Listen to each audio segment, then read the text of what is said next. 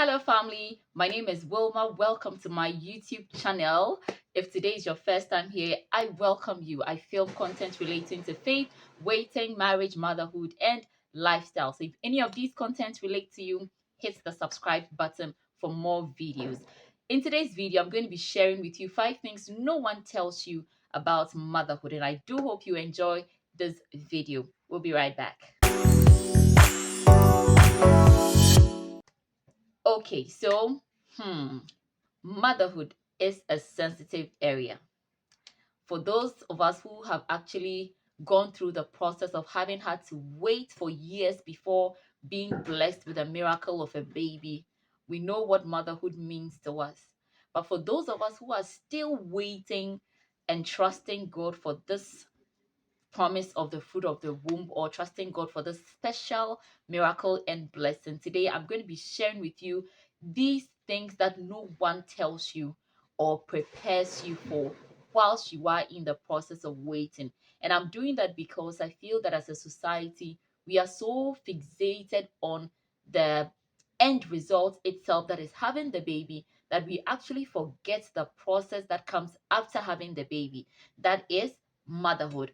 The process to having the baby is another ball game altogether, and I've shared on this channel secrets to get pregnant faster. If you haven't watched that video, I'll put the link of that video in the description box. So let's get right into today's video. Okay, so the first thing no one tells you about motherhood is that time is not your best friend. Yes, time is not your best friend. When it comes to motherhood, I'm sorry, but kiss the 24/7 time you've had to yourself all through before you got married, whilst you got married and the baby wasn't yet in. I'm sorry, you have to kiss that 24/7 self-care time goodbye, because motherhood demands all of your time. You are taking every time that you have for yourself and investing that time into the life of another human being that is absolutely dependent on you.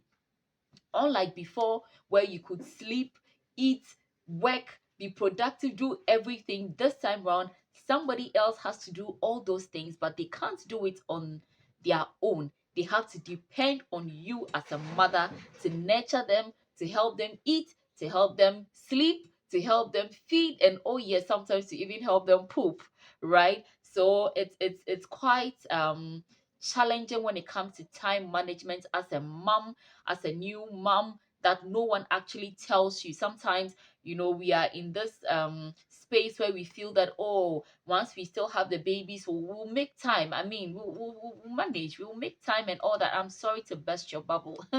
That 24 hours is not going to be enough. However, with proper planning, prioritizing, learning when to say no to certain events, um learning what to choose for yourself, or learning what will make you happy in terms of time management, is what will be best for you as a new mom. Choosing to take care of yourself, choosing to take care of that newborn baby will demand all of you, all of your time. That is the reality. There are times that even shower time seems not to be enough, because whilst you are in the shower, the baby is crying, calling for your attention. So yes, the 24-hour time you have to yourself now as a waiting mother, as a single person, once that baby pops in, I'm sorry, you're going to have to say bye-bye. Okay, so the second thing that no one really tells you about motherhood is the fact that you're going to have to say goodbye to privacy.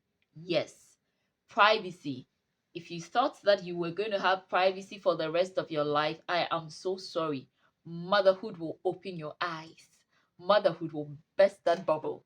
You are not going to have any more private moments to yourself, at least until your children are toddlers, because they are going to be in your face throughout, from the time the baby drops until the baby, matures up to a certain level. Let's start with breastfeeding. You're not going to have your breast to yourself any longer, because in public you're going to breastfeed.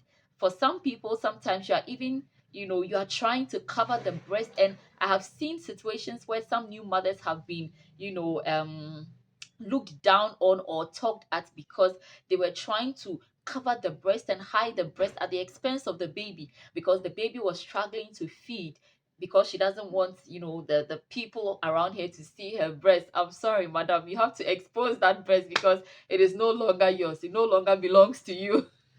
It belongs to another human being. So yes, you're going to have to kiss privacy goodbye. Another part of privacy that is so, hilarious, is the fact that even you, as a human being, sometimes you cannot even, enjoy the aroma of your own poop, but a little human would come, want to be with you in the washroom, even whilst you are on your white throne. Yes, so you can say bye-bye to privacy once you get into the zone of motherhood. However, there are times that you can speak to your spouse in order to navigate your moments, certain moments that you want to have to yourself.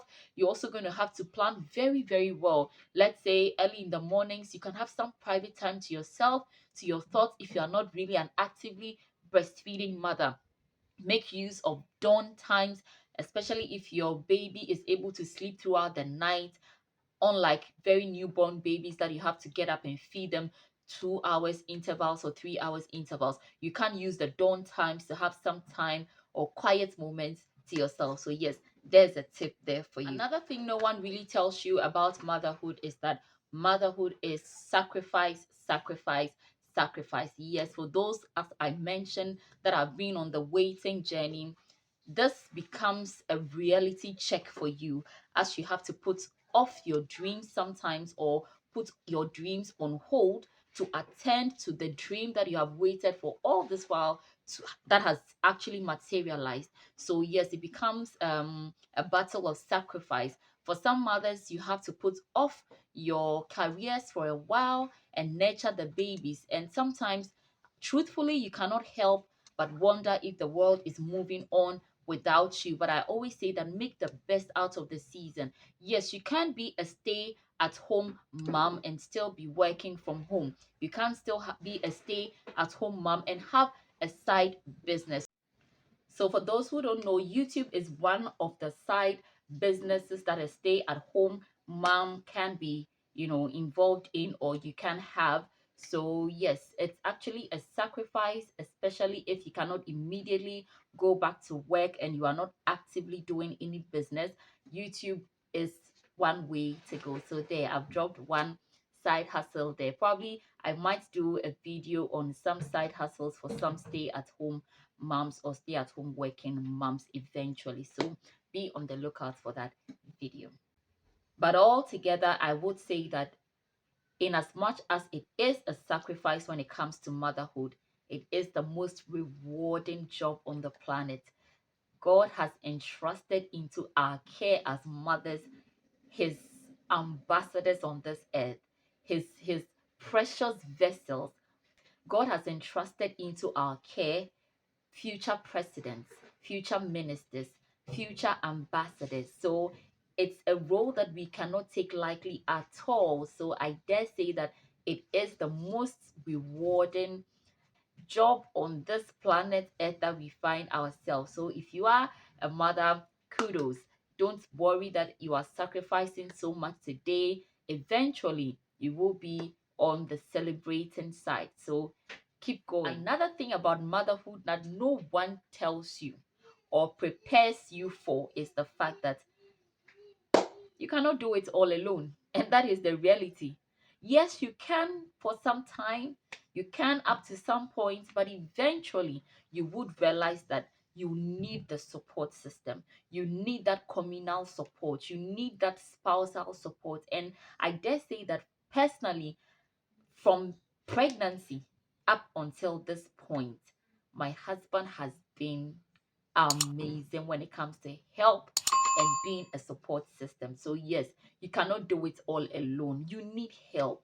You need help. And if you are doing it all alone as a single mom watching this video, I salute you. I doff my cap off for you.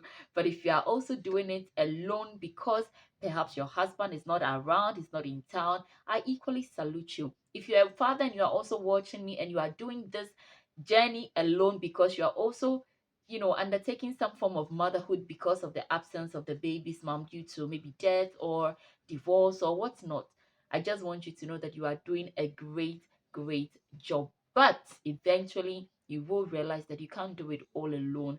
That help is important.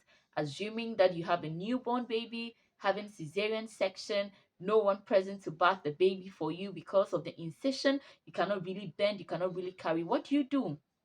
Sometimes you are pushed to the wall, you have to still, do it, attend to the baby and all of that. But if you have help, please take advantage of that external or communal help because, my dear, the journey is not for the faint hearted, to put it lightly. Okay, so the next thing I want to talk about when it comes to motherhood that no one warns you, gives you a heads up, prompts you, alerts you, is the fact that there is some form of unconscious comparison when it comes to motherhood. And it is a cycle that we need to break. If you are a young mom watching me, I want to tell you that you are the best for your baby and you are doing the best that you can for your baby. Don't be intimidated by what you see on social media. Look, our destination may be the same, but our paths are absolutely different.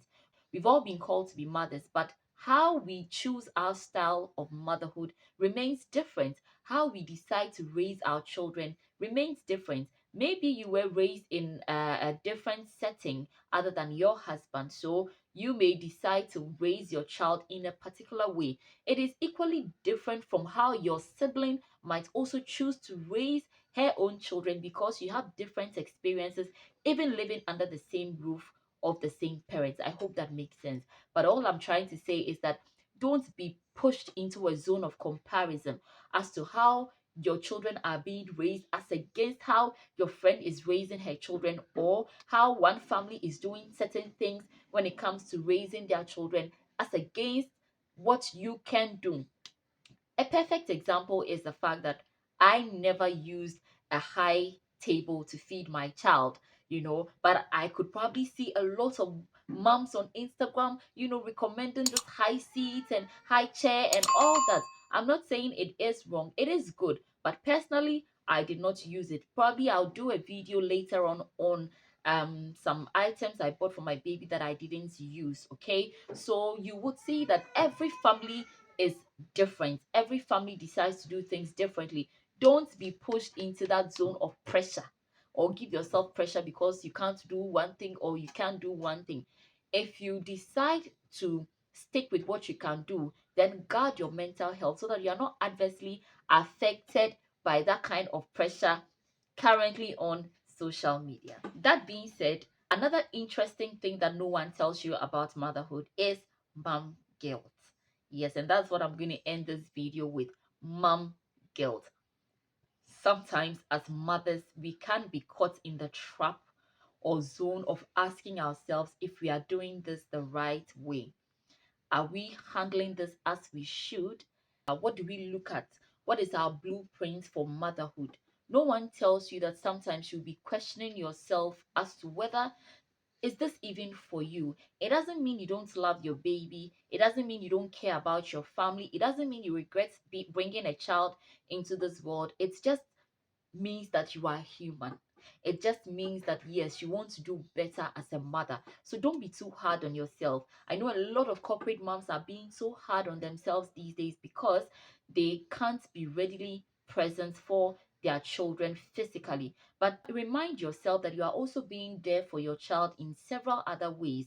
You are working to be financially independent for the sake of your children so that together with your husband you can support your husband to take care of the children in a certain standard that you want them to be cared for. So don't be too hard on yourself. Whether you're a stay-at-home working mom, stay-at-home mom, corporate mom, don't be too hard on yourself. Don't have that mom guilt.